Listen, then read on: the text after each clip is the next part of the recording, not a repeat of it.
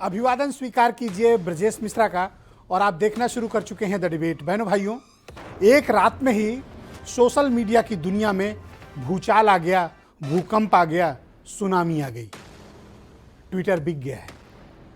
जो free speech का दावा करते हुए जिस सोशल मीडिया प्लेटफॉर्म ने अपने को सबसे एथिकल बताया था, रातों रात उन्होंने अपना प्लेटफॉर्म ही बेच दिया। अब उसके नए मालिक का नाम है इलान मस्क, जो टेस्ला के मालिक हैं और दुनिया के सबसे मशहूर और जुनूनी कारोबारी हैं। ट्विटर इन दिनों भारत में बहुत ही प्रभावशाली सोशल मीडिया प्लेटफॉर्म है, जहां पर गवर्नमेंट है, जहां पॉलिटिशियन है, जहां पुलिस है, जहां सोसाइटी है, जहां अर्थव्यवस्था है और जहां पर आम आदमी है। इकट्ठा इतना बड़ा जमावड़ा भारत के सामाजिक परिवेश को, राजनीतिक परिवेश को और आर्थिक परिवेश को प्रभावित करता है। तो ट्विटर की इस बिक्री से भारतीय समाज पर इसका क्या इम्पैक्ट पड़ेगा, इस विषय पर आज हम यहाँ पे चर्चा करने वाले हैं। बहन भाइयों, रातों रात ट्विटर बिक गया। ट्विटर का बिकना एक अनोखी बात थी, लेकिन उनके लिए बिल्कुल अनोखी बात नहीं थी जो इलान मस्क को जानते हैं, जिन्होंने उनको पढ़ा है, जिन्होंने उनसे रिलेटेड मसलों का अध्ययन किया है। इलान मस्क दुनिया के वो कारोबारी हैं जो अपने जुनून, अपनी ज़िद, अपने काम के तरीके, अपनी कड़ी मेहनत, अपने परिश्रम और कुछ भी कर गुजरने की क्षमता से भी आगे के व्यक्ति हैं। उम्र 50 साल है, लेकिन उपलब्धियां बताने के लिए इनके पास बहुत कुछ है।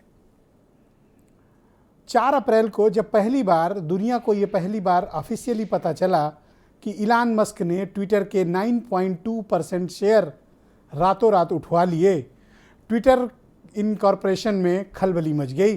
ट्विटर बोर्ड की आपात बैठक बुलाई गई और उसमें ये प्रस्ताव रखा गया कि चूंकि अब इलान मस्क ने इतने शेयर ले लिए, लिहाजा उनको बोर्ड में डायरेक्टर बना लिया जाए।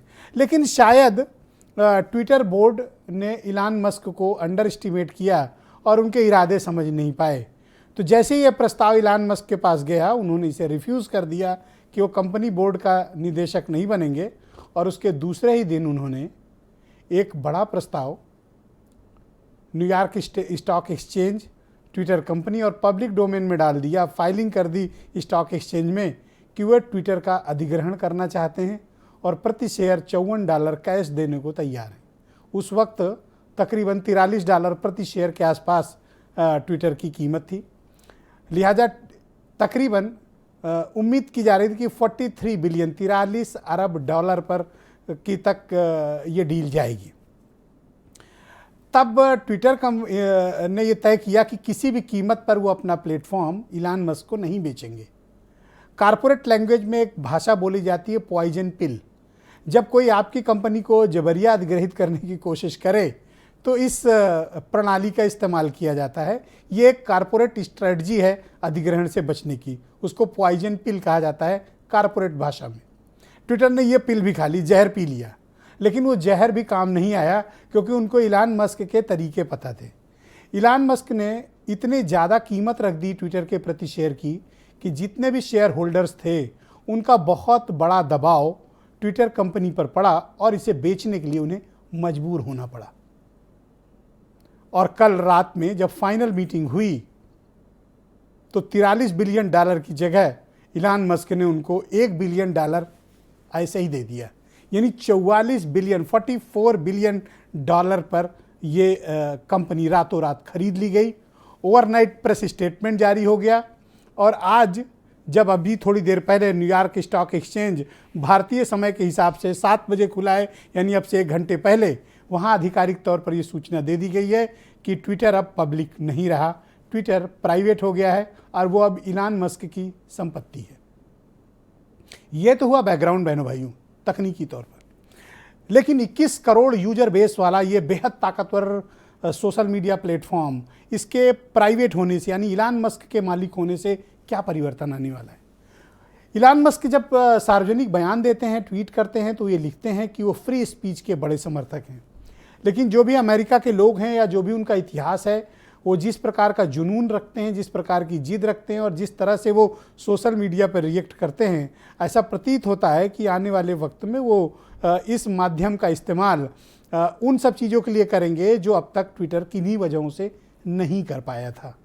तो क्या इलान मस्क कामयाब होंगे ट्विटर को आगे ले जाने में? वैसे फेल होने का उनका कोई इतिहास नहीं है, क्योंकि स्पेस एक्स कंपनी जब उन्होंने बनाई थी सारा कुछ दांव पे लगा दिया था। एक के बाद उनके 3 रॉकेट धड़ाम से गिरे थे, मिशन फेल हो गए थे उनके, लेकिन इलान मस्क हारे नहीं थे और चौथा रॉकेट उनका सफल हुआ और आज वो अंतरिक्ष व्यापार के दुनिया के सबसे ताकतवर व्यापारी हैं। नासा भी उनके सामने सरेंडर है। तो आप यह कल्पना कर सकते हैं कि किस जुनून की हद तक, दीवानगी की हद तक कारोबार करने वाले व्यापारी का नाम इलान मस्क है। उम्र सिर्फ 50 साल है। तो इससे भारत के राजनीतिक, सामाजिक, आर्थिक परिवेश में क्या बदलाव आएगा? क्या इलान मस्क मिस इन्फॉर्मेशन, ट्विटर पे चल रहे ट्रोलिंग को या बोट्स को, यानी ऐसे अकाउंट्स जो दरअसल एग्जिस्ट नहीं करते हैं, उन्हें सिर्फ ट्रोलिंग पर्पस से इस्तेमाल किया जाता है, क्या उस पर रोक लगा पाएंगे? क्या ट्विटर को वो और बेहतर बना पाएंगे, पहले से ज़्यादा सुरक्षित बना पाएंगे, विशेष तौर पर महिलाओं के लिए? क्या ट्विटर का इस्तेमाल सामाजिक तौर पर, राजनीतिक तौर पर, आर्थिक तौर पर और भी सामाजिक जो हमारी विषमताएं हैं उनके मसले को लेकर ट्विटर पहले से अधिक बेहतर स्थान होगा इलान मस्क के आने के बाद, या फिर उसका व्यापारीकरण हो जाएगा? वैसे इलान मस्क के आइडिया से लगता नहीं है कि वो इसका कोई व्यापारिक इस्तेमाल करना चाहते हैं, लेकिन ट्विटर पर वो अपना नियंत्रण करके दुनिया को के में चल रहे राजनीतिक और सामाजिक बदलाव को नियंत्रित करना चाहते हैं अपने मुताबिक। अमेरिका में 7.5 करोड़ से ज़्यादा यूजर्स हैं, जापान में 5.5 करोड़ और भारत तीसरे नंबर पर, जहां तकरीबन 2.5 करोड़ ट्विटर यूजर्स मौजूद हैं। ऐसी स्थिति में ट्विटर का पब्लिक से प्राइवेट हो जाने का हम पर क्या प्रभाव पड़ेगा? क्योंकि हमारी पूरी सरकार ट्विटर पे है, हमारा पूरा पॉलिटिकल सिस्टम ट्विटर पे है, हमारे सारे राजनीतिक दल ट्विटर पे हैं, हमारी सारी पुलिस ट्विटर पे और हमारी पूरी सरकार ट्विटर पे है, हमारा पूरा मीडिया ट्विटर पे है। लिहाजा भारतीयों के लिए ये एक बहुत बड़े कंसर्न का विषय है। आज मैं मीडिया देख रहा हूँ, मीडिया में इस विषय पर चर्चा नहीं हो रही है। ये थोड़ा अजीब बात है, क्योंकि इस विषय पर चर्चा होनी चाहिए थी, लेकिन भारतीय मीडिया इस पर बात करना नहीं चाहता या कर रहा नहीं, जबकि हमें करना चाहिए था कि एक कारोबारी के हाथ में ट्विटर जैसी एक संवेदनशील और बेहद ताकतवर सोशल मीडिया प्रणाली का उनके हाथ में जाना, ये हमारे लिए फ़ायदेमंद है, नुकसानदायक है, या भारत के कानूनों के प्रति उनकी प्रतिबद्धता को कहाँ पे दर्शाता है? इस पर बात होनी चाहिए थी, पर अफसोस की बात है कि भारत की मीडिया में इस पर बात नहीं हो रही है। हमें इस विषय पर ज़रूर बात करनी चाहिए, इसलिए मैंने बहनों भाइयों आज ये डिबेट आयोजित की है। मेरी प्रस्तावना थोड़ी लंबी हो गई, लेकिन आपको ये बताना ज़रूरी था कि दरअसल इसका इतिहास क्या है, इसका वर्तमान क्या है और इसका भविष्य क्या होने जा रहा है। मेरे साथ आज के कार्यक्रम में रुद्र प्रताप दुबे जी मौजूद हैं, सोशल मीडिया के एक्सपर्ट हैं। प्रतीक दुबे जी साइबर मामलों के एक्सपर्ट हैं। मिराज वली खान जी हैं, स्टेट कोऑर्डिनेटर हैं, सोशल मीडिया सेल के कांग्रेस से हैं। आशीष तनेजा जी सोशल मीडिया के एक्सपर्ट हैं, दिल्ली से मुझे ज्वाइन कर चुके हैं और थोड़ी देर में मुझे कुछ और भी एक्सपर्ट्स इस विषय पे ज्वाइन करने वाले हैं, जिनके ज़रिए हम अपनी बात को रखेंगे।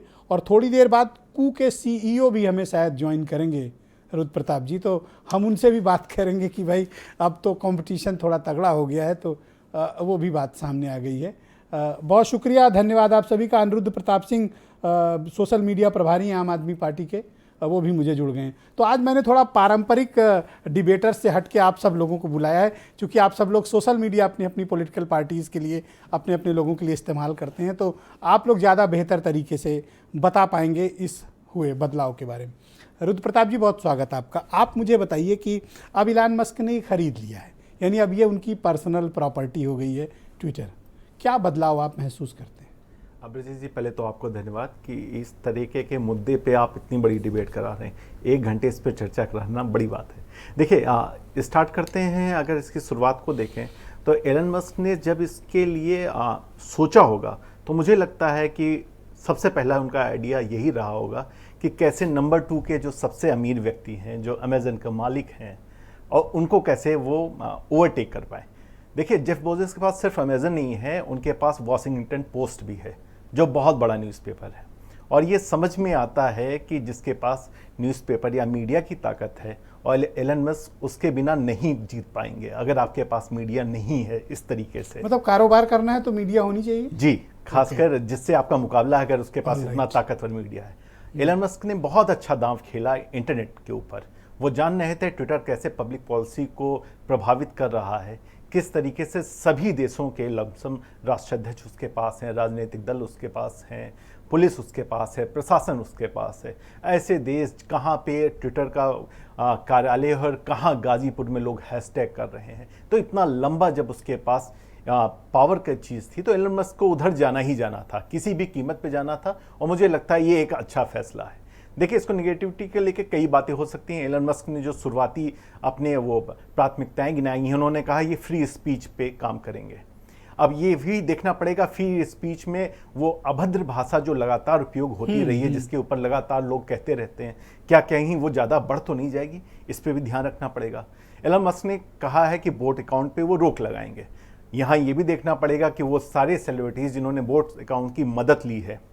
अच्छा, आपने ट्वीट किया, उसमें आपने लिखा कि डोनाल्ड ट्रंप की वापसी हो सकती है। हालांकि डोनाल्ड ट्रंप ने अभी मना कर दिया, उन्होंने बड़ा बकवास इसको करार दिया है। उन्होंने कहा ट्विटर पे वो नहीं आएंगे और वो कुछ दूसरा रास्ता देख रहे हैं। लेकिन चूंकि डोनाल्ड ट्रंप के साथ उनके अच्छे रिश्ते हैं, जैसे जैक डोर्सी के साथ थी, तो मुझे लगा कि वो डोनाल्ड ट्रंप को लेके आएंगे, वो बैन हटाएंगे, चूंकि वो फ्री स्पीच की बात भी कर रहे थे। तो अच्छा, भारतीय परिप्रेक्ष्य में अगर हम देखें तो इस बदलाव को ट्विटर के पब्लिक होने से और अब प्राइवेट होने से हमारे सामाजिक और राजनीतिक परिवेश में कोई फर्क पड़ेगा? देखिए, भारत में तो बहुत ज़्यादा बदलाव आ नहीं रहा है। देखिए, भारत में ये मुनाफा देने वाली कंपनी भी नहीं थी। भारत में इसको वही लोग इस्तेमाल कर रहे थे जो प्रभावशाली हैं। तो निश्चित तौर में उन प्रभावशाली लोगों में जो एलन मस्क एक नाम थे, अब वो एक बड़े नाम हो गए। अब एलन मस्क जब भारत के दौरे पे आएंगे तो वो प्रधानमंत्री के साथ बात करेंगे और प्रधानमंत्री भी उनके साथ बात करने में रुचि लेंगे, क्योंकि ट्विटर एक बहुत बड़ी ताकत है। अगर आपको ट्विटर को मुनाफे के नज़रिए से देखेंगे, मुनाफे के नज़रिए से लगेगा, तो आपको लगेगा ट्विटर उतना बड़ा प्रभाव नहीं डाल रहा। लेकिन आप जब ट्विटर के तरीकों को देखेंगे और जिस तरह से उन्होंने ओपन सोर्स भी किया, मुझे लगता है विजय जी ये जो ओपन सोर्स किया है उन्होंने, ये बहुत ज़्यादा बदलाव लाएगा। सिक्योरिटी फीचर्स सब बहुत ज़्यादा बेहतर हो पाएंगे। मुझे अगर कुछ कमी दिख रही तो मैं सीधे ट्विटर को बता पाऊंगा यहाँ पे सिक्योरिटी में कमी है। पर ऐसे धमका के कोई कंपनी कैसे खरीद लिया भाई रातों रात? थोड़ा ताज्जुब नहीं होता? और बहुत दिन बाद विजय जी इस तरीके की स्ट्रेटजी दिखाई पड़ी कि अच्छा, आप देखिए, जब किसी भी आप मतलब मुझे वो तरीका, हो सकता है लोग आलोचना करें मेरी, पर मुझे वो तरीका पसंद आया। नहीं विजय जी, चूंकि आप बहुत दिन से आप पॉलिटिक्स को कवर करते हैं, तो आप जानते हैं जब किसी दल पे दबाव बनाना होता है तो दूसरे दल से मिल लिया जाता है और एक बार उसको जारी कर दिया जाता है प्रेस रिलीज। ठीक है, एलन मस्क ने किया। अनिरुद्ध प्रताप सिंह मेरे साथ मौजूद हैं, आम आदमी पार्टी का सोशल मीडिया हैंडल करते हैं। बहुत शुक्रिया अनिरुद्ध आपका। मैं आपसे जानना चाहता हूं, देखिए अब इस बात को मानने में कोई गुरेज नहीं है और मैं टीवी में काम करता हूं, उसके बावजूद मैं स्वीकार कर रहा हूं कि ट्विटर अब टीवी पर भारी है, इसमें कोई दो राय नहीं है। पर अब आप मुझे ये बताओ कि अब तो ये पब्लिक रहा नहीं, अब तो ये प्राइवेट हो गया है, तो आप क्या मानते हो कि कोई बदलाव आएगा, या जिस प्रकार से जितने दबाव पूर्वक होस्टाइल करके पूरी कंपनी को टेक ओवर किया गया, आप लोगों के मन में कोई शंका है? ब्रजेश भाई, सबसे पहले तो भारत समाचार और आप सभी साथियों को मेरा जय हिंद, जय बुंदेलखंड। देखिए, मैं एक अंग्रेजी पंक्ति है उसके हिंदी अनुवाद के साथ ही कहना चाहूंगा कि महान शक्तियों के साथ महान जिम्मेदारियां आती है। और आज के समय में जब हर एक डिसीजन को लेना या किसी चीज को खरीदना और व्यक्ति जब सोशल मीडिया पर पूरी तरह से निर्भर करते हैं, तो ऐसे में सोशल मीडिया कंपनियों के ऊपर बहुत जिम्मेदारियां आती हैं। पर जैसा कि हम पास्ट में देख चुके हैं कि फेसबुक जैसी कंपनी जब उसके फेसबुक पेपर लीक्स होते हैं, तो उनके माध्यम से पता चलता है कि भारत में भी उन्होंने भारतीय जनता पार्टी जैसी पार्टियों का सपोर्ट किया, टी राजा जैसे जो उनके पॉलिटिशियंस हैं उनकी हेट स्पीच को नहीं हटाया। ये सारी चीजें चिंताजनक हैं। पर जैसा एलोन मस्क ने बोला कि वो फ्री स्पीच को सपोर्ट करते हैं और वो चाहते हैं कि ऐसे चेंजेस लाए जाएं ट्विटर में जिससे सही बात लोगों तक पहुंचाई जा सके, एडिट के ऑप्शन लाए जा सके। पर मेरा मानना ये भी है साथ साथ कि जिस तरह से पहले ट्विटर ने फैसले लिए हैं, चाहे कंगना रनावत, आपने खुद कहा कि महान शक्तियां महान जिम्मेदारियों के साथ आती हैं, पर क्या ये जिम्मेदारी नहीं है कि गाली गलौज, ट्रोलिंग, मिस इन्फॉर्मेशन और विशेष तौर पर महिलाओं के प्रति जिस प्रकार के आचरण और भाषा इस्तेमाल की जाती है, इस पर नियंत्रण की आवश्यकता है नए मैनेजमेंट को? बिल्कुल, इस पर नियंत्रण की बहुत ज्यादा आवश्यकता है और इन्हीं सारी उम्मीदों के चलते मुझे लगता है कहीं ना कहीं शेयर होल्डर्स ने भी इस बात को समझी है। और आज जब एलोन को इसकी जिम्मेदारी मिली है, जैसा वो बोलते हैं कि वो फ्री स्पीच को बढ़ाना चाहते हैं और वो चाहते हैं कि इस तरह के फ्रिंज एलिमेंट को हटाया जाए, तो ये देखना होगा कि एलोन मस्क किस तरीके से काम करते हैं। पर अभी तक बाकी सोशल मीडिया के एग्जांपल्स लिए जाएं तो कहीं ना कहीं हमने देखा है कि नफरत की राजनीति में आग झोंकने का काम सोशल मीडिया आप क्या करती आई है। एक्सपेक्ट करते हो इस नए बदलाव को जो ट्विटर पे हुआ है? देखिए, मेरा मानना ये है कि एलोन मस्क एक, जैसा आप कह चुके हैं, कि जुनूनी व्यापारी हैं और कई बार उन्होंने वो काम करके दिखाए हैं जो अकल्पनीय है। तो मेरा मानना ये है कि जिस तरीके के वादे उन्होंने किए हैं, जिस तरीके ट्विटर में बदलाव लाने की कोशिश उन्होंने की है, जो ये बॉट अकाउंट्स होते हैं, फेक अकाउंट्स होते हैं, इनको टैकल करने की उन्होंने बात की है, तो मुझे लगता है शायद एक सकारात्मक चेंज पर आएगा। मेरा एक कंसर्न है, जैसे कि अभी जी रुद्र प्रताप जी बता रहे थे और उस जी पक्ष से सहमत हुआ जा सकता है कि end of the day इलान Musk एक व्यापारी हैं, एक कारोबारी हैं जिनका काम धंधा बिल्कुल। दुनिया के कई देशों में फैला है। क्या वो ट्विटर का इस्तेमाल इन्फ्लुएंस अपने बिजनेस पॉलिसीज या उन देशों में बदलाव के लिए करेंगे ताकि उनका धंधा ज़्यादा जमे? ब्रजेश भैया, मैं आपका बहुत बहुत धन्यवाद करूंगा कि आपने ये पॉइंट रखा। आपको, अगर शायद आपको ये जानकारी होगी कि ट्विटर पर अभी खरीदने से पहले, एलोन मस्क को ट्वीट करने से पहले एसईसी से परमिशन लेनी पड़ती थी, क्योंकि उनकी एक एक ट्वीट से पूरा अमेरिका का मार्केट, स्टॉक मार्केट में उथल पुथल मच जाती थी। और आज मुझे लगता है कि जब वो ट्विटर पर पूरी तरह से उन्होंने कब्जा कर लिया है, तो कई जगह के, कई देशों के मार्केट पर वो अपने एक एक ट्वीट से उथल पुथल मचा सकते हैं। मैं एक छोटा सा एग्जांपल देना चाहूंगा कि अगर मान लीजिए कल को वो बोलते हैं कि मैं एक भारतीय कंपनी में इन्वेस्ट करना चाहता हूँ, उस कंपनी के प्राइस ऊपर जाएंगे और पता चला 2 दिन बाद वो बोलते हैं कि नहीं, किसी कारणवश मैं उसमें इन्वेस्ट करना नहीं चाहता हूँ, और वो अपना प्रॉफिट बनाकर स्क्वायर ऑफ कर जाएंगे, तो वहां इन छोटी छोटी चीजों की वजह से बहुत फर्क पड़ेगा। और ऐसा हम पहले भी देख चुके हैं। उन्होंने डॉज कॉइन के बारे में बोला, बिटकॉइन के बारे में बोला, और इन सारी चीजों के बाद बहुत सारे हम लोगों को प्रभाव देखने को मिले। ऑलराइट, बहुत शुक्रिया आपका अनिरुद्ध। मैं जी आशीष तनेजा जी को आमंत्रित करता हूं, वो बेहतर तरीके से इसके तकनीकी पक्ष को समझा पाएंगे। तनेजा जी, बहुत शुक्रिया और धन्यवाद इस बेहद महत्वपूर्ण सोशल एक्सेस से संदर्भित चर्चा में शामिल होने के लिए। मैं आपसे समझना चाहता हूं कि ये कारपोरेट परिकथाओं जैसा है कि आप 10 बजे कोई मीटिंग होती है, फिर ये होता है कि नहीं ले रहे हैं, लेकिन फिर 12:30 बजे रात में सूचना आती है और मेल आता है और सबको एक पब्लिक इन्फॉर्मेशन आती है कि साहब ट्विटर बिक गया।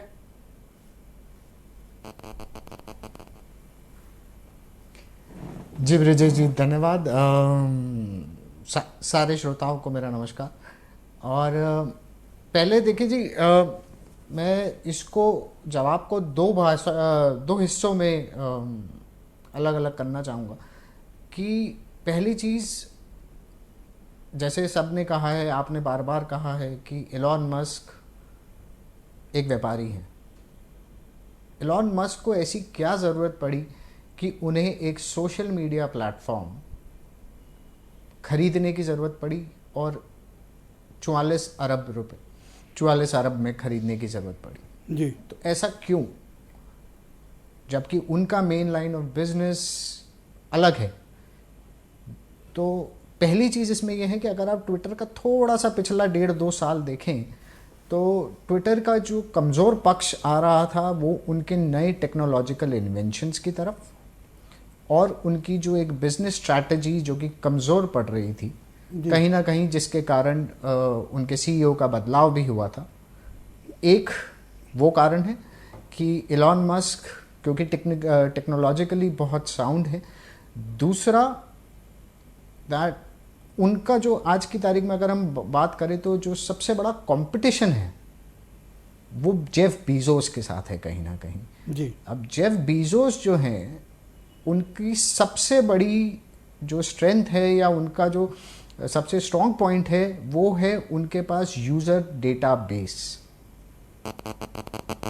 एलोन मस्क का ट्विटर खरीदने से आप ये समझ लीजिए कि एलोन मस्क के पास आज उन करोड़ों लोगों का डेटा आ गया। दूसरी बात, कहीं ना कहीं उन करोड़ों लोगों की मानसिकता, वो किस तरीके से सोचते हैं, किस तरीके से रिएक्ट करते हैं, किस चीज़ को पसंद करते हैं, किस नेता को फॉलो करते हैं, किस एक्टर को फॉलो करते हैं, ये सारी चीज़ें रेडीमेड हो गई उनके पास। दूसरी चीज़, मतलब आप ये कहना अब चाहते हैं उसको कि 30 private करोड़ ले लोगों जाके- का हर एक मूवमेंट पसंद नापसंद अब जी। ये इलान मस्क हर किसी भी वक्त देख सकते हैं। जी ओके। बिल्कुल देख सकते हैं। दूसरी चीज जो उन्होंने करी है वो ये कर दी है कि इस कंपनी को प्राइवेट ले जाके अपने कंप्लायंसेस कम कर लिए। ओके। क्योंकि जब आप एक पब्लिक लिमिटेड लिस्टेड कंपनी हैं तो आपके पास जवाबदेह और आपकी जिम्मेदारियां कहीं ज़्यादा हैं। मैं ये नहीं कहता कि प्राइवेट लिमिटेड में या प्राइवेट कंपनी में कम है, बट कंपैरिजन में एक लिस्टेड कंपनी एक पब्लिक लिमिटेड कंपनी के Absolutely बेसिस से right. कम है। और यहाँ पे आपका जो अच्छा, इसको निर्णय भारतीय जो आपने परिप्रेक्ष्य में लेना अगर है, हम देखें तो आप क्या पाते हैं कि भारतीय परिप्रेक्ष्य में ये कहाँ पर ठहरता है? इस बदलाव का हम पर, इंडिया पर क्या प्रभाव पड़ने वाला है? इसका वैसे ही प्रभाव पड़ेगा हमारे पे, जो मेरी अनुमानना है आने वाले कुछ समय में, जो एक समय पे फेसबुक ने किया था कि फेसबुक स्टार्टेड एज फ्री, कहीं ना कहीं उसका अब कमर्शियलाइजेशन जो होगा, क्योंकि एक ये प्राइवेट एंटिटी हो गई और भारत में उस पर्सपेक्टिव से अगर आपको देखा जाए तो अगर आप पिछले कुछ समय में देखें तो ट्विटर और भारत सरकार और भारत रेगुलेशंस को लेके काफ़ी झड़प या आर्ग्यूमेंट्स रहे हैं। वो कहीं ना कहीं, क्योंकि एलॉन मस्क खुद अपने आप में एक फ्री स्पीच के प्रवक्ता पर मुझे हैं एक बात बताओ और उसके तनेजा जी, समर्थक हैं बहुत। आखिर ये हद कौन तक। सा जुनून है कि एक आदमी ये कह रहा है कि चाहे सब कुछ बेचना पड़े पर ट्विटर आज रात में खरीदूंगा? ये मतलब ये किस प्रकार का आचरण है? ये थोड़ा, यही एक बात है जो थोड़ा चिंता में डालती है कि ऐसा कौन सा एक्साइटमेंट है आपको? उसका आचरण का जी, उसका आचरण मैंने आपको बताया। जो मैंने सबसे पहली चीज कही, जो लोग शायद इस चीज को अभी गंभीरता से नहीं समझ पा रहे हैं, कि वो जो करोड़ों लोगों का डेटा है और जो आने वाले करोड़ों लोग जुड़ते रहेंगे, आपका पूरा ट्विटर का इतिहास, आपके पुराने करे हुए सारे ट्वीट्स, सारे लाइक्स, सारे रीट्वीट्स, आपने जो भी अपनी भावनाएं, सद्भावनाएं, अपनी नाराज़गी, चाहे वो पॉलिटिकल हो, नॉन पॉलिटिकल हो, पर्सनल हो, सब कुछ। अब आप सोचो कि अगर मेरे पास इतनी सारी चीज़ों की ताकत है तो मैं उस प्रोग्राम को अपने हिसाब से कैसे डिज़ाइन कर सकता हूँ। उसमें कहीं ना कहीं मुझे ऐसा लगता था कि पब्लिक लिमिटेड कंपनी होने पे कुछ रोक थे, कुछ लिमिटेशंस आते, तो ठीक है जी, हम इसको प्राइवेट ले जाते हैं, हम बैकएंड में अपना पर जो एथिक्स हैं, जो लॉज हैं, उनका तो आपको पालन करना पड़ेगा। मिसाल के तौर पर वो अमेरिका में लिस्टेड कंपनी है तो अमेरिकी कानून मानेगी। अगर वो यूरोपियन यूनियन जाती है तो वहाँ के एथिक्स, वहाँ के लॉज को फॉलो करेगी। इंडिया में काम कर रहे हैं तो यहाँ के लॉज को भी आपको फॉलो करना पड़ेगा। तो इसीलिए ये ज़्यादा इम्पोर्टेंट हो जाता है कि ये अब ये लोग फैक्टर इन कर सकते हैं कि इनको कहाँ का क्या बेस चाहिए। अगर आप ट्विटर के आंकड़े देखें जी, तो इंडिया तीसरे नंबर पे है। यूएस और जापान के बाद इंडिया में सबसे ज़्यादा जी बेस हाँ, है आप ठीक यूजर्स कह का। रहे हैं। जी, तो कहीं ना कहीं करीब 2.5 करोड़ यूजर्स। इसको कमोडिटाइज करने के लिए और टारगेट करने के लिए कुछ ना कुछ चेंजेस आएंगे। बट क्योंकि इलॉन मस्क की जिस तरीके से शख्सियत है, जो जैसा कि हम देख चुके हैं कि टेस्ला के साथ, टेस्ला को भारत लाने में वो काफी, नहीं, मैं उनका कोई क्रिटिक नहीं हूँ। आप अगर उसको ये ना समझें कि मैं उनका कोई क्रिटिक हूँ। मैं केवल अपने परिप्रेक्ष्य में ये देखना चाहता हूँ कि भारतीय परिप्रेक्ष्य में उनका ये आचरण ठीक है या नहीं। नहीं, मैं आपको वही समझाना चाहता हूं। मैं भी उनका पक्ष नहीं लेना चाह रहा। मुझे थोड़ा सा ये रिस्की लगता है भारत के लिए, क्योंकि आप समझिए कि एक इंसान है जो कहता है साहब मैं तो फ्री स्पीच में विश्वास रखता हूं, आपको पूरी आज़ादी है, आप जो जाए जैसा चाहे वैसा बोल सकते हो। ठीक है, हर कंट्री के एक लिमिटेशंस हैं, एक डेकोरम है।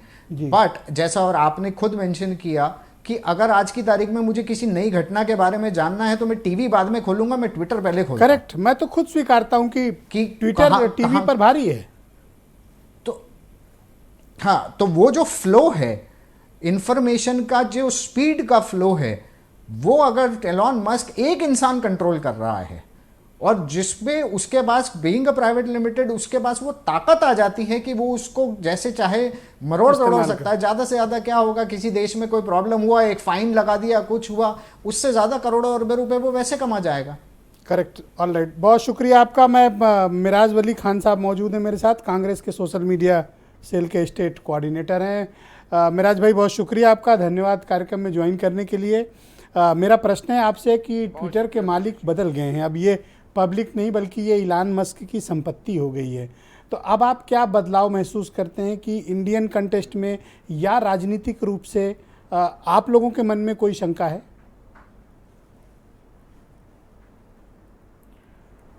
निश्चित तौर पे ब्रिजेश जी शंका है। सबसे पहले तो मैं आपको बधाई दूंगा।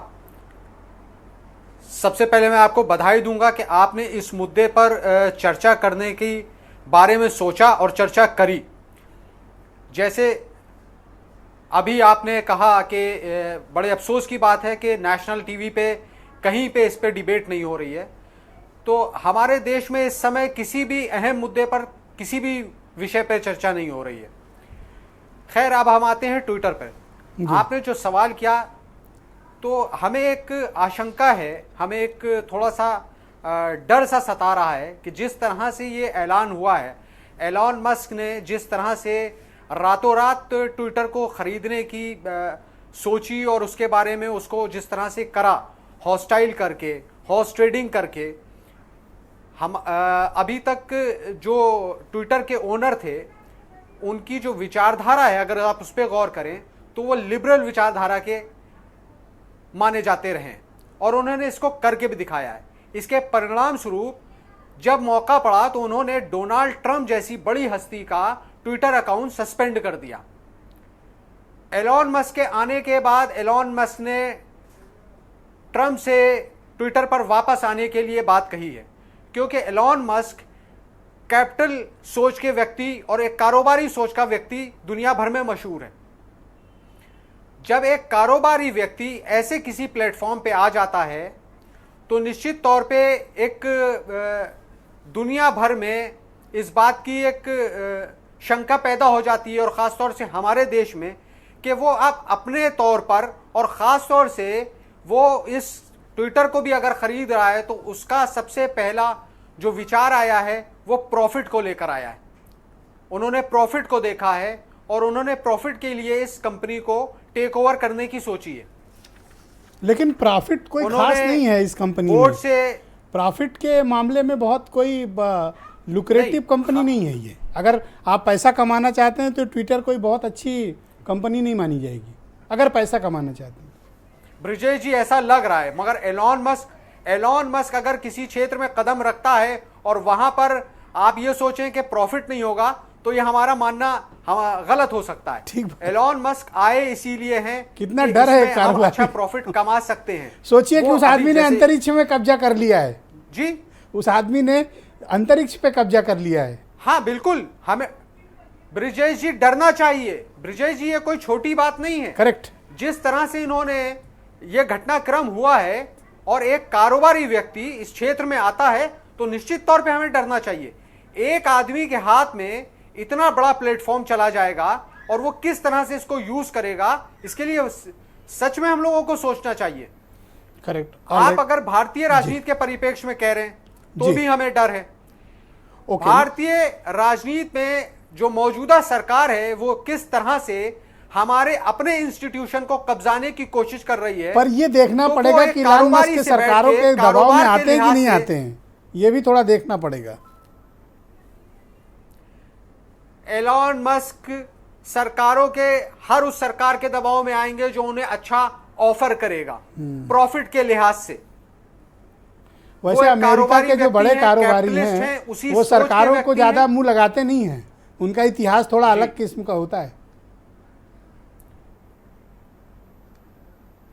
नहीं, ऐसा हो सकता है, लेकिन एलॉन मस्क के बारे में आप दूसरे तरीके से देख सकते हैं। वो इस चीज को जरूर आगे ले जाएंगे और वो बहुत शुक्रिया आपका। मैं डिबेट के आगे के चरण में आपके बाकी विचारों को सम्मिलित करूंगा। प्रतीक दुबे जी मेरे साथ मौजूद हैं, इनसे मुझे कुछ विस्तृत चर्चा करनी है, विशेष तौर पर साइबर सिक्योरिटी को लेकर और ये जो बदलाव हुए। प्रतीक जी, बहुत शुक्रिया आपका। पहले तो मैं आपसे ये समझना चाहता हूँ कि ट्विटर में ये जो बदलाव आया है मालिकाना हक का, साइबर सिक्योरिटी के दृष्टिकोण से ये कितना संवेदनशील है। दूसरा, मिस इन्फॉर्मेशन की बाढ़ है ट्विटर पे, बोट्स की बाढ़ है, ट्रोलिंग खतरनाक स्तर पर पहुंच गई कि जहां पर क्राइम कमिट किए जा रहे हैं, रेप थ्रेट्स दी जा रही हैं, मार देने की धमकियां दी जा रही हैं, तरह तरह के कम्युनल ऐसा वातावरण क्रिएट किया जाता है कि उससे एक सोसाइटी का परसेप्शन बदल रहा है। तो आप इस बदलाव को किस दृष्टिकोण से देखते हो? Thank you for inviting me. देखिए, बहुत सारे ऐसी चीज़ें हैं जो कि ट्विटर के टेक ओवर होने के बाद में चेंजेस लोग एक्सपेक्ट कर सकते हैं। इंडियन डेमोग्राफिक्स की बात करें या भारत से बाहर और भी देशों की बात करें जो कि भारत के इकोनॉमिक लेवल या सोशियो इकोनॉमिक लेवल पे काम करते हैं। इसमें कुछ चेंज में से कुछ मेजर चेंजेस ऐसे हैं जो पहले जैसे ट्विटर में था और अब जैसा होना चाहिए या हम लोग एक्सपेक्ट कर रहे हैं, उस पर मैं फोकस करके खाली बात करूँगा। पहले आप जैसे बात कर रहे हैं कि ट्रोलिंग पे था या बोर्ड अकाउंट्स बहुत सारे थे, फेक अकाउंट्स बहुत सारे हैं, मीडिया हाउसेस को या कई सारे जो पॉलिटिशियंस हैं या सेलिब्रिटीज़ हैं उनको सपोर्ट करने के लिए ये अकाउंट्स बनाए जाते थे या किसी मुद्दे को उठाने के लिए, दबाने के लिए अकाउंट्स ही बनाए जाते थे। एलॉन मस्क का जहाँ तक मैं कहना है इस पे कि इन चीज़ों को वो रोकेंगे, इन चीज़ों पे चेंजेस लाएंगे, जो एनालिटिक्स है, जो उनके एल्गोरिथम्स हैं उसको वो ओपन करेंगे। इससे जो प्योरिटी ऑफ द प्लेटफॉर्म है कि इस प्लेटफॉर्म में कितनी चीज़ अच्छी रहनी चाहिए, क्या चीज़ ख़राब है उसे हटाना चाहिए, इस पे तो इफ़ेक्ट आएगा। बट इस पे जो नेगेटिव इम्पैक्ट की हम लोग बात सोच रहे हैं, जैसे कि और भी हमारे पैनलिस्ट ने बोला जो कि डिबेट में आए हैं कि कमर्शियलाइजेशन ऑफ ट्विटर। ना, कमर्शियलाइजेशन ऑफ ट्विटर पहले भी था। आप उसमें अपने एडवर्टीजमेंट्स दे सकते थे, आप अपने पोस्ट को थोड़ा रिबाउंड कर सकते थे, बट वो लेकिन एथिक्स वगैरह का काफी ज्यादा पालन होता था। मैंने ये महसूस किया इन कंपैरिजन टू आप अगर फेसबुक देखें या आप दूसरे प्लेटफॉर्म्स देखें। बट अब हम लोग जो एक्सपेक्ट कर रहे हैं वो है बिहेवियरल एनालिसिस, जो कि फेसबुक पे होता है। उस एनालिसिस के बेसिस पे आप आर्टिफिशियल इंटेलिजेंस का यूज़ करके, मशीन लर्निंग का यूज़ करके आप कई सारी चीज़ें सौंप सकते हैं। जिसको नहीं भी ज़रूरत है उसको वो चीज़ें मिलेंगी जो नहीं चाहेगा। जैसे कि मैं पॉलिटिकल पार्टीज़ की बात करूं, इंडिया बार कहीं पे भी, मैं और गरीब देशों की बात करूं, लाइक अफ्रीका में बात करूं, वहाँ पे कोई ऐसा चेंज लाना है किसी भी जगह पे, तो ट्विटर के यूजर्स को टारगेट किया जा सकता है। उनके डायरेक्टली टारगेट, उन्हें कुछ बोलने की जरूरत नहीं है, सिर्फ बिहेवियरल एनालिसिस। अशोक तनेजा जी ने कुछ पॉइंट मेंशन किए, उस पर चर्चा होनी बहुत आवश्यक है। उन्होंने ये जो डाटा सिक्योरिटी है और ये डाटा एनालिसिस है, 21 करोड़ लोगों के मोबाइल पर सीधे एलन मस्क की पकड़, वो देख पाएंगे कि हम आप क्या बात कर रहे हैं, हम आप कौन गैलरी में कौन सी फ़ोटो सेव कर रहे हैं, हम आप क्या बात कर रहे हैं, हम आप क्या सोच रहे हैं, कैसे रिएक्ट कर रहे हैं, खाने को क्या मंगा रहे हैं, बैंक से क्या ट्रांजैक्शन कर रहे हैं, क्या ट्वीट कर रहे हैं, किधर जा रहे हैं, क्या कर रहे हैं, इन सब पर उनका नियंत्रण होगा। तो तनेजा जी का ये कंसर्न ये सीरियस है और इस पर ओपन चर्चा होनी चाहिए। बिल्कुल सही कह रहे हैं। देखिए, ये भी पार्ट बिहेवियर एनालिसिस का ही है कि आप क्या करते हैं, कैसे करते हैं, क्यों करते हैं, कहाँ करते हैं, जाते हैं, क्या करते हैं। इन सब चीज़ों की वजह से प्रोडक्ट प्लेसमेंट, कमर्शियल कंपनीज का प्रोडक्ट प्लेसमेंट इफेक्ट होगा। वो कहाँ पे क्या उन्हें करना चाहिए उसको हम बता सकते हैं। This is not a direct marketing technique कि आपको सामने जो दिख रहा है आपने वो चीज़ सामने पेश कर दी। मुझे यहाँ पर कोलगेट नहीं बिक रहा है तो मैं कोलगेट को लेके सामने आ गया कि भाई कोलगेट से दांत चमकते हैं, ये चीज़ नहीं होगी जो अभी तक हो रही थी। इसके इतर जहाँ पे कोलगेट को लोग चाह रहे हैं वहाँ पे कोलगेट को ज़्यादा पुश करना, ये एक बैकग्राउंड मार्केटिंग टेक्निक्स हैं, इनका इस्तेमाल करना ये ज़्यादा तेज होना चाहिए। कमर्शियली इस्तेमाल हो ठीक हो, लेकिन हमारे देश में समस्या दूसरी है। हमारे देश क्या, दुनिया के दूसरे मुल्कों से भी क्या है, इसका राजनीतिक इस्तेमाल हो रहा है। नहीं होता है, अभी भी होता है सर, और आगे भी होगा और ज़्यादा बढ़ेगा। बिकॉज सबसे अभी जो प्राइमरी चीज़ मिराज ने जो चिंता जताई है वो सामान्य नहीं है, वो बड़ी चिंता है। बिल्कुल। अभी जैसे इन्होंने अपने एनालिटिक्स को ओपन किया है, एनालिटिक्स को ओपन करके सामने लेके आ गए हैं पब्लिक स्पेस में, ये एक पहला स्टेप है इस काम के लिए कि फ्यूचर में जो आपके अदर ऐप डेवलपर्स हैं जो कि इसके डेटा को यूज़ करके कुछ नया चीज़ बनाना चाहते हैं, जैसे कि फेसबुक के साथ होता है, थर्ड पार्टी ऐप का इंटीग्रेशन बहुत ज़्यादा है, वो चीज़ ट्विटर पे भी आने वाली है। ये पहला स्टेप है कि एनालिटिक्स को ओपन करना, कि उनके एल्गोरिथम को ओपन करना। हम काम कैसे करते हैं अपने ऑफिस के अंदर चीज़ें हम तब बताते हैं जब बाहर के लोगों को अपने साथ में इनवाइट करते हैं काम करने के लिए। तो ये एक बहुत बड़ा स्टेप है जिसको हम लोग देख रहे हैं आगे पब्लिक डोमेन में आने के लिए, कि थर्ड पार्टी ऐप डेवलपमेंट और डेटा इंटीग्रेशन, एनालिटिक्स का यूज़ करना और उसका किसी कमर्शियल स्पेस में यूज़ करना। नाउ मुद्दा इस चीज़ का ये है, कमर्शियल स्पेस में यूज़ करना क्या पॉजिटिवली होगा या नेगेटिवली। सीईओ को आमंत्रित किया था, लेकिन अभी मुझे पता चला कि ऐन वक्त पर अब वो थोड़ा पीछे अभी बात करने से थोड़ा झिझक रहे हैं इस विषय पे। आप मुझे बताओ, ये जो इंडियन वर्जन है कू ऐप का, इसका क्या भविष्य देख रहे हो? कू उतने अच्छी तरीके से ऊपर नहीं उठ पा रहा है अनफॉर्चुनेटली, बट हम लोग सही में चाहते हैं कि इंडियन डेटा इंडियन डोमेन में रहे। इंडियन जो ऐप्स हैं या कंपनीज हैं वो इंडियंस को ज़्यादा बेटर तरीके से समझ सकती हैं और एक संवेदनशीलता होती है बाहर इस चीज़ को ना बेचने की, कमर्शलाइज ना करने आई की। डोंट नो, और आप भी मुझे बताइए कि लोग इस पे बात क्यों नहीं करना चाहती हैं? कोई हम लोग क्या बहुत संवेदनशील मामले बात कर रहे हैं क्या? हाँ, एक्चुअली कर रहे इस पे हैं। पीछे क्यों हट जा रहे हैं लोग? बात करनी चाहिए। कुछ ये गलत तो बोला, मतलब पब्लिक प्लेटफॉर्म है, इस पे तो चर्चा हो ही सकती है। कुछ गलत कमेंट करने के बाद में उनके शेयर्स का क्या होगा और उनकी इमेज का क्या हाँ। होगा, इस पर भी बहुत बड़ा इफेक्ट है। प्लस ट्विटर के अधिग्रहण के बाद में कू उसके सामने इस समय छोटा दिख रहा है और कू को भी दबाया जा सकता है। अभी वो बहुत बडिंग स्टेज में है, इंडिया में बहुत अर्ली स्टेज में है। मुझे तो लग रहा है किसी इंडियन कारोबारी की नज़र अभी गई नहीं इसीलिए वो भाई साहब झिझक रहे थे। ऑलराइट, तो मैंने किया क्या कि आज ट्विटर के बारे में कू ऐप पर एक सवाल डलवाया कि भाई कू ऐप वाले बताएं कि जो यूजर्स हैं कू ऐप के, कि वो ट्विटर की इस बिक्री को लेके या जो ट्विटर में बदलाव है उसको लेकर कू ऐप के यूजर्स क्या सोचते हैं। तो हमने एक सवाल छोड़ा कू ऐप पे। सवाल ये कि एलन मस्क के मालिक बनने के बाद ट्विटर में क्या बदलाव, कितना बदलाव आएगा, क्या फ्री स्पीच को आज़ादी मिलेगी। तो शिव कुमार जी लिखते हैं कि एलन मस्क फ्री स्पीच के समर्थक रहे हैं, हो सकता है कि खुलकर लिखने की आज़ादी दें। कि खुलकर आज़ादी का मतलब क्या गाली गलौज तो नहीं होना चाहिए, कम्युनल बातें लिखी होनी नहीं होनी चाहिए, समाज विरोधी गतिविधियाँ नहीं होनी चाहिए, किसी धर्म संप्रदाय, किसी लिंग भेद के आधार पर, रंग भेद के आधार पर किसी प्रकार की बातें नहीं लिखी जानी चाहिए। ट्विटर को एक बेहतर प्लेटफॉर्म बनाए जाने की आवश्यकता है। सुनील कुमार लिखते हैं कि ये कहना मुश्किल है, संभावनाएं कुछ भी बन सकती हैं। तो क्या ट्विटर बदलने से, क्या मालिक बदलने से ट्विटर की रूपरेखा का बदलना तय है? ये एक महत्वपूर्ण प्रश्न है और मैं रुद्र प्रताप दुबे जी की तरफ ये प्रश्न प्रस्तुत करता हूँ। वो मुझे बताएं कि एलन मस्क के अब आने के बाद क्या आपको लगता है कि ट्विटर का जो मौजूदा स्वरूप है, अभी हम जिस तरह का रूप देखते हैं, क्या इसमें कोई बदलाव आएगा या जैसे चल रहा है वैसे चलेगा या फिर बहुत बड़ा रिफॉर्म आने वाला है? मुझे लग रहा है हम लोग बड़े रिफॉर्म को अब होता हुआ देखेंगे और एलन मस्क ऐसा होता हुआ खुद भी देखना चाहेंगे।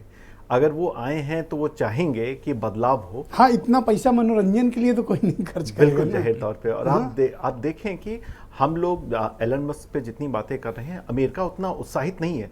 मैं एलन मस्क को काफ़ी दिनों से फॉलो कर रहा हूँ ब्रजेश जी, और मैं ये भी जानता हूँ आप भी कर रहे हैं। आपने तो कल शाम से ही इस मुद्दे पे लगातार ट्वीट करना स्टार्ट कर दिया था, आखिर में वहीं पे हुआ जिन बातों को आपने कहा था।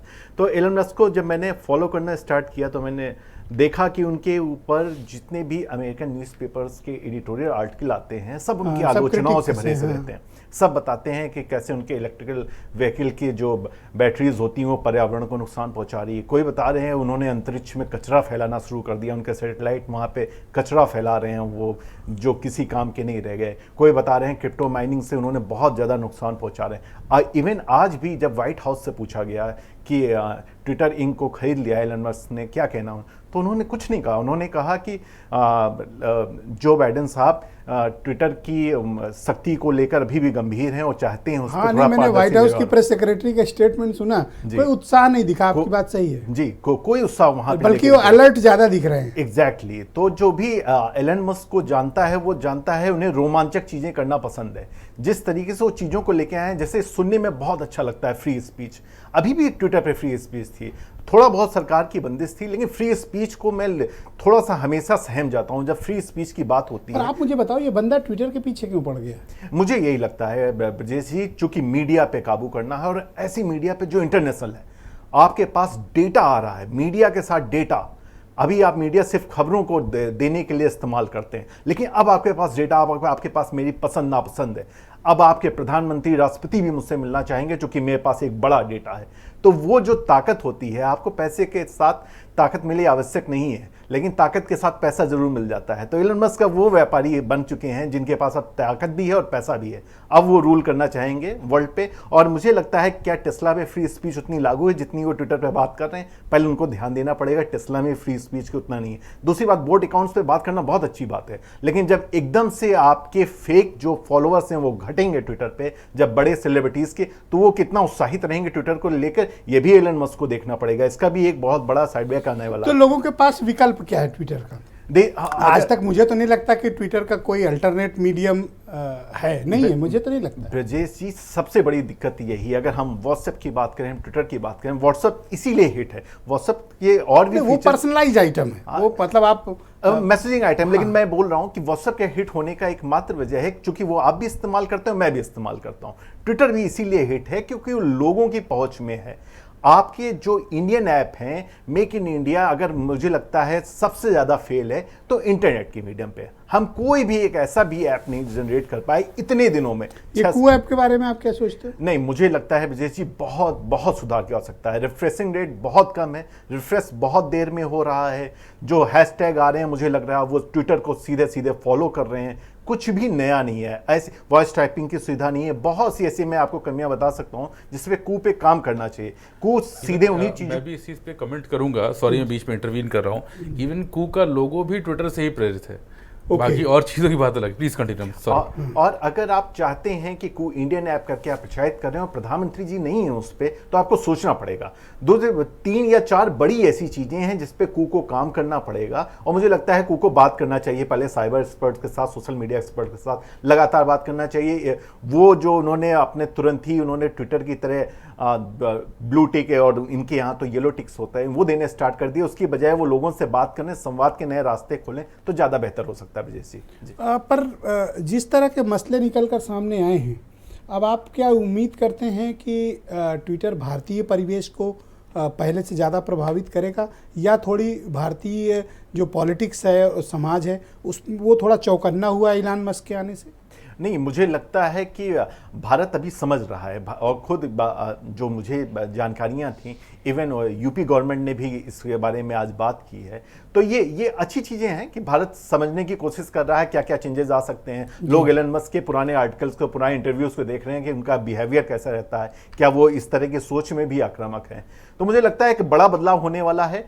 भारत पहले से ट्विटर को लेकर सतर्क रहा है और अश्विन वैष्णव जी की अच्छी जानकारी इस मुद्दे पे। देखते हैं क्या कुछ नया हो सकता है, लेकिन मुझे लगता है भारत के लिए ज़्यादा बुरा नहीं होने वाला है क्योंकि भारत पहले से संभल के चल रहा है ट्विटर पे। जी, ऑलराइट, अनिरुद्ध प्रताप सिंह जी मेरे साथ मौजूद हैं। अनिरुद्ध, मैं आपसे समझना चाहता हूं, हम लोग डिबेट के प्रथम चरण में इस बात को लेकर चिंता प्रकट कर रहे थे कि ट्विटर के जरिए जो डेटा बड़े पैमाने पर एकत्र हो रहा है, अब तक चूंकि एक पब्लिक लिमिटेड कंपनी थी तो उनकी कुछ जिम्मेदारियां, कुछ एथिक्स और कुछ लॉज फॉलो किए जा रहे थे, उस पर कोई कारपोरेट का कंट्रोल नहीं था। अब इलान मस्क के आने के बाद इस पर एक कारपोरेट का नियंत्रण होगा, यानी एक व्यक्ति का नियंत्रण होगा। वो सारी चीज़ों को, हमारी आपकी चीज़ों को मॉनिटर कर सकता है। क्या आप इस दृष्टिकोण से भी देखना चाहेंगे इस विषय को? देखिए ब्रिजेश भाई, जैसा आप डिबेट की शुरुआत में कह रहे थे कि ऐसी क्या आन पड़ी कि एकदम से ट्विटर खरीद लिया, रातों रात खरीद लिया, ये एक जरूर चिंता का विषय है कि कोई एक व्यक्ति जिसके हाव भाव को आप नहीं समझ पा रहे हैं, वो किस वक्त क्या फैसले लेगा, किन चीजों को देखते हुए फैसले लेगा, ये मुझे कहीं ना कहीं थोड़ा गंभीर लगता है। और दूसरी बात, भारतीय राजनीतिक परिप्रेक्ष्य में कहा जाए तो हम ये देख चुके हैं कि जैसा हमारे भी साथी पैनलिस्ट भी बता रहे थे कि ओपन सोर्स कर दिया गया है और आर्टिफिशियल इंटेलिजेंस और मशीन लर्निंग की भूमिकाएं बढ़ाई जाएगी। अच्छा, इसको अगर मैं सीधे शब्दों में कहूं तो अब सीधा सीधा ये होगा कि आपको जो पसंद आएगा वो ज्यादा से ज्यादा परोसने की कोशिश की जाए। ट्रू। और इसी चीज को बढ़ावा बाकी ऐप ऑलरेडी दे रहे हैं। फेसबुक पर आज अगर असल में जासूसी का नया और किसी को चेस करने का, ट्रैक करने का एक सुविधाजनक नाम है मशीन लर्निंग, आर्टिफिशियल इंटेलिजेंस। ये सब लुभावने शब्द हैं, इनके जरिए हमारा आपको ट्रैक किया जाता है एक्चुअली जी। और अब हमने क्या देखा है कि एक स्टडी ने बताया कि अगर आप एग्जांपल के लिए मैं बताऊं कि फेसबुक पर एक आप डमी अकाउंट बनाते हैं, आपकी शुरुआत अगर आप कोई इंटरेस्ट नहीं दिखाते तो ऐसी वीडियो से होती है जिसमें हेटेड, वायलेंस, ऐसी चीजें प्रमोट की जाती हैं और फिर आप उन्हीं को फॉलो करते चले जाते हो और फिर आप एक निश्चित जगह पर पहुंच जाते हो, फिर उसी तरह की वीडियो। तो आप इलान मस्क से क्या एक्सपेक्ट करते हो कि वो ट्विटर को ज्यादा बेहतर स्थान बनाए? मैंने शुरुआत में भी कहा कि एलन मस्क के बिहेवियर के बारे में कोई प्रेडिक्ट नहीं कर सकता है कि वो कब क्या करेंगे। हम सिर्फ ये शुभकामनाएं ऐसा सोच सकते हैं, जो आदमी दरवाजे पे खड़े होकर जबरन अधिग्रहण कर ले, अंदर लोग जहर की गोली खाए बैठे हो तब भी। बिल्कुल, पॉइजन पिल तक की स्ट्रेटजी सोची ट्विटर ने अपनाने के लिए, पर वो फिर भी पीछे नहीं हटे। तो जहर खा लिया मतलब हमारे गांव की भाषा में। बिल्कुल जहर खा लिया। और हम यही सोच सकते हैं कि भारतीय राजनीति और भारतीय समाज के ऊपर ट्विटर एक अच्छी भूमिका निभाए। जो अनप्रेडिक्टेड बिहेवियर है उसकी वजह से भारतीय राजनीति को, भारतीय सामाजिक व्यवस्था को ज्यादा असर न झेलना पड़े। ऑलराइट अशोक तनेजा जी, आप मुझे बताइए कि ये जो बदलाव हुआ है ट्विटर पे और आपने डेटा का मसला उठाया, मैं आपके इस तथ्य से सहमत हूँ कि 22 करोड़ प्रभावशाली लोगों का, वो लोग जो समाज को प्रभावित करते हैं, अर्थव्यवस्था को प्रभावित करते हैं, राजनीति को प्रभावित करते हैं और लोगों के मनोमस्तिष्क पर कब्जा कर लेते हैं, यानी परसेप्शन पूरी तरह से बदल देते हैं। वो जो आपको सोचने के लिए मजबूर करते हैं, आप वही सोचते हैं। राजनीतिक तौर पर कई बार ये बहुत घातक होता है, जिसे हम परसेप्शन बिल्डिंग कहते हैं। तो पॉलिटिकली तो मैंने देखा है कि चुनाव में ट्विटर का इस्तेमाल परसेप्शन के लिए किस प्रकार से होता है। जी, इस पे बहुत बहुत अच्छा सवाल है आपका। इस पे मैं आपको जो मैंने अभी कुछ दिन पहले पढ़ा था कि ट्विटर के टॉप 20 में सिर्फ एक हिंदुस्तानी हैं जिनके सबसे ज़्यादा आई थिंक फॉलोअर्स की लिस्ट में, और वो है हमारे माननीय प्रधानमंत्री श्री नरेंद्र मोदी जी। जी, अब आप सोचिए कि अगर जो हम इन्फ्लुएंस और परसेप्शन की बात कर रहे हैं, अगर वो टॉप 20 की लिस्ट में हैं तो ऑब्वियस सी बात है उनके लाखों करोड़ों चाहने वाले या लाखों करोड़ों लोग जो उनकी शायद विजन से या उनकी पॉलिसीज से सहमत या ना सहमत दोनों हो सकते हैं। तो आप ये समझिए कि माध्यम के पर्सपेक्टिव से अगर हम बात करें, अगर ट्विटर कल को ये कहता है कि जी मैं कोई प्राइवेट डेटा सप्लाई नहीं करूंगा, मैं लेकिन आपको ये डेटा सप्लाई कर देता हूं कि हिंदुस्तान में इस पर्टिकुलर ट्वीट पे सबसे ज़्यादा गतिविधि हिमाचल में हुई थी या उत्तरांचल में हुई थी या साउथ इंडिया में हुई थी, तो ये जो डेटा है या इस तरीके का और जो डेटा है वो गोल्ड माइन है किसी भी पॉलिटिकल पार्टी के लिए। मेरे जो साथी दोस्त पैनल पे हैं वो इस चीज से वाकिफ करेंगे कि अगर उन्हें ये पता चल जाए कि एक ट्वीट अगर केजरीवाल जी ने किया और उसका इम्पैक्ट आम आदमी के सपोर्टर्स या उनके नॉन सपोर्टर्स में किस तरीके का रिएक्शन किस एरिया में आया, तो वो अपने आप में बहुत बड़ी चीज है। दूसरी बात जो हम कर रहे हैं कि एलॉन मस्क का जितना भी मैंने उन्हें फॉलो किया है या मैं उनके बारे में पढ़ पाया हूँ या जान पाया हूँ, स्पष्ट तो नहीं कहूँगा, वो थोड़ा ऊंचा बोलने वाले लोगों में से हैं। जब ऊंचा बोलने से मेरा मतलब ये है कि उन्होंने कहा मैं एक रॉकेट बनाऊंगा जो कि रीयूजेबल होगा। दुनिया हंसी उन पे कि भाई ये तो आज तक नहीं हुआ, नासा ने भी कभी नहीं सोचा, कुछ नहीं सोचा। उन्होंने ऊंचा बोल दिया, उन्होंने सोच लिया कि मुझे ये करना है तो मुझे ये करना है। उन्होंने अपने भाई का पैसा लगवा दिया, अपना पैसा लगा दिया, सारा पैसा लगा के उन्होंने ये, जैसा कि फर्स्ट 3 अटेम्प्ट्स 2 अटेम्प्ट्स में वो फेल हुए, फिर वो सक्सेसफुल हुए, आज वो नासा के सबसे बड़े कॉन्ट्रैक्टर हैं। इसी तरह ये जो हॉस्टाइल टेकओवर की हम बात कर रहे हैं कि उन्होंने कहीं ना कहीं इसमें जड़ मुद्दे में ये चीज़ समझ ली है कि अगर मुझे जेफ बीजोस या मार्क जकरबर्ग से कहीं ना कहीं फ्यूचर में compete करना है तो मुझे उनके लेवल प्ले फील्ड पे आना नहीं, पड़ेगा। अमेरिका में जो करना हो भाई साहब करो, पर हमारा तो सकती। समस्या हमारे देश में न खड़ी हो जाए। मेरा कंसर्न यहाँ वालों के लिए अधिक है, क्योंकि हम सब लोग ट्विटर पे हैं ना, समस्या इस बात की है। बिल्कुल बिल्कुल बिल्कुल, मैं आपको बताता हूँ इसमें जो करना है, इसमें हमें अपने कानून प्रावधान और उसके इम्प्लीमेंटेशन पे काम करना जी। देखिए, कोई दुनिया में कुछ भी बनाए, परमाणु बम बनाने वालों ने बना दिया, अब लेकिन अगर एक गवर्नमेंट नॉर्म्स बन गए या इंटरनेशनल नॉर्म्स बन गए कि आप इससे ज़्यादा परमाणु नहीं बनाओगे वरना आप पे सैंक्शन लग जाएंगे, आप परमाणु बम का परीक्षण ऐसे नहीं कर सकते हो, उसकी तो वो जो गाइडलाइंस हैं, अगर आपने फ्री स्पीच के नाम पे आप हेट स्पीच को फ्री स्पीच कन्वर्ट कर दो तो वो तो हिंदुस्तान जैसे अरे देश में तो तनेजा जी, बिल्कुल इस नहीं आदमी चल को सकता। कौन रोकेगा जो 84 सैटेलाइट एक साथ उड़ाए दे रहा है?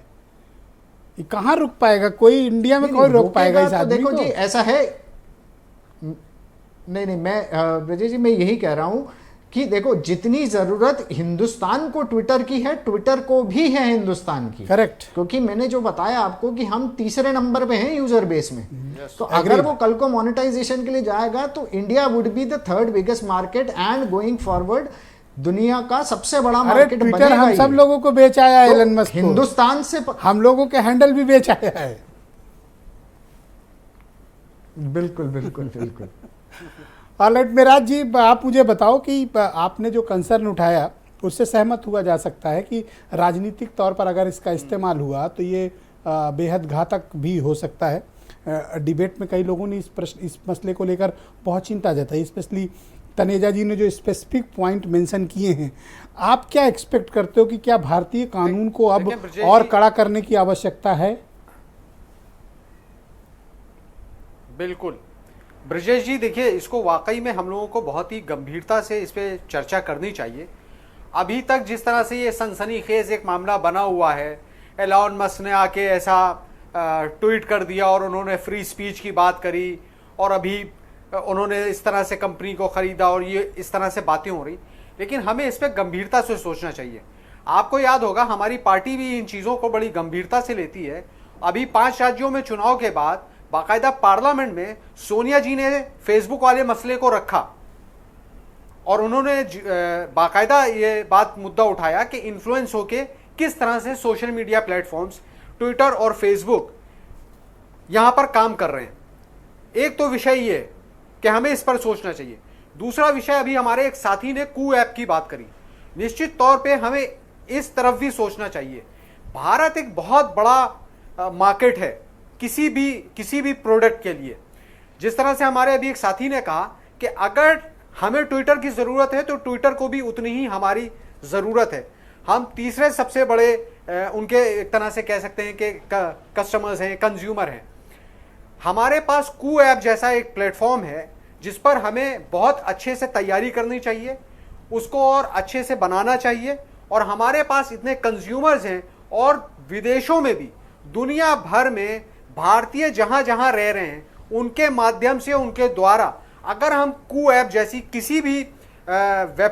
किसी भी सोशल मीडिया प्लेटफॉर्म जो भारत में बना हो, अगर हम उसका इस्तेमाल करते हैं तो एक तरह से देखिए ऐप वगैरह सब बन जाएगा। लेकिन मान लीजिए आपने सरकार की कोई बात नहीं मानी तो सुबह 8 बजे इनकम टैक्स दरवाजा कू वालों का खटखटाएगा, तब क्या करेगा वो? यहाँ चिंता दूसरी वाली है। वो तो हो ही रहा है। वो चिंता दूसरी टाइप की भी है ना। नहीं, हमें लेकिन दोनों चिंताओं से रूबरू होना पड़ेगा। ऑलराइट, बहुत शुक्रिया हाँ, मिराज भाई, आपका ये बहुत बात तो मैंने धन्यवाद। पहले उठाई थी। मैं प्रतीक दुबे जी को आमंत्रित करता हूँ। प्रतीक जी, क्या आपको लगता है जी। कि ये नया बदलाव आया है, हमें थोड़ा सा अपने कानून जो है, लॉज, उनको ज़्यादा जवाबदेह और थोड़ा अपनी घेराबंदी करने की बेहतर आवश्यकता है? कानून में कुछ बदलाव होने चाहिए भारतीय परिप्रेक्ष्य में? ट्विटर को लेके बात करें तो जी। भारतीय परिप्रेक्ष्य में कानून में बदलाव रिक्वायर्ड नहीं है। ये बहुत शॉकिंग बात होगी इस पूरे पैनल के लिए।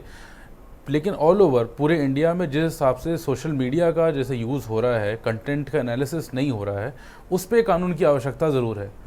ट्विटर को लेके, ट्विटर डील को लेके जो बज़ है कि इंडिया में बहुत ज़्यादा नेगेटिव चेंज हो सकता है, इससे मैं छोटे 2 एग्जाम्पल सिर्फ लेता हूँ। मैं पुलिस के साथ में काफ़ी सालों से काम करता आ रहा हूँ। पुलिस में जब भी किसी राइट वगैरह के केस में, जब लॉ एंड ऑर्डर सिचुएशन में कंट्रोल करने की कोशिश करती है, तो सोशल मीडिया एनालिसिस में फेसबुक और अदर सोशल मीडियाज़ का एनालिसिस करती है सेंटिमेंट एनालिसिस के लिए, कि जैसे किसी मुद्दे पे कोई लड़ाई हो रही है, कहीं पथराव हो रहा है, बलवा हो रहा है, तो वहाँ पर किस प्रकार से लोग सेंटिमेंट्स दे रहे हैं किसी स्पेसिफिक टॉपिक पे, और सोशल मीडिया पे क्या ट्रेंड चल रहा है, उस एनालिसिस करने के काफ़ी सारे टूल्स हैं। ये सारा एनालिसिस हम लोग ट्विटर छोड़ के बाकी हर प्लेटफॉर्म पे कर पाते थे आज तक। कारण यही था, ट्विटर ने अपने एल्गोरिथम्स को, अपने डेटा को ओपन नहीं किया था। इलॉन मस्क ने आने के बाद में सबसे पहला काम यही किया कि अपने एल्गोरिथम्स को ओपन किया है। इसका मतलब ही यही आता है कि और ऐप्स को पर और आप जगह सेंटिमेंट नहीं पकड़ पाते तो आप तो FIR भी कर देते हो ना आप लोग तो। दैट इज वो एक टूल है आपके पास। बट अगेन जिस उससे बड़ा हथौड़ा क्या हो सकता है? जिस हिसाब से ट्विटर ने इन चीज़ों को ओपन किया एलन मस्क के आने के बाद में, अब ये सेंटिमेंट एनालिसिस ये अदर एप्लीकेशंस का यूज़ करेंगे, उनको कंट्रोल करने के लिए यस बहुत ज़रूरी है कि हम लोग अपने यहाँ कानून में कुछ चेंजेस करें, या हम लोग जो नया आईटी एक्ट ला रहे हैं उसमें कुछ एक्स्ट्रा अमेंडमेंट्स करें ताकि content analysis, hate speech and free speech में क्या परिभाषा है उसको डिफाइन कर पाएँ, कौन क्या कर रहा है सोशल मीडिया पे, उससे क्या इफेक्ट आ सकता है, उसको कानून के दायरे में लाएं और डाटा का दुरुपयोग ना हो, उसका दुरुपयोग ना हो। भारत की राइट हमारे अंदर में, जैसे यूरोप में जीडीपीआर रेगुलेशन है वैसे अपने इंडिया में रेगुलेशन शुरू हो गए हैं, वो पूरी तरीके से फॉलो हर एक ऐप के साथ में हो, उनका कंप्लायंस हो, इस पे कानून की नज़र होनी चाहिए, इस पे चेंज आने की बहुत ज़रूरत है। बहुत शुक्रिया। और मैं आप सबका बहुत आभार प्रकट करता हूँ एक बेहद महत्वपूर्ण सामाजिक, राजनीतिक और आर्थिक परिवेश से जुड़े हुए सोशल मीडिया प्लेटफॉर्म के बारे में चर्चा करने के लिए। और बहनों भाइयों, आप सबका भी बहुत शुक्रिया, धन्यवाद इस कार्यक्रम को देखने के लिए। नमस्कार।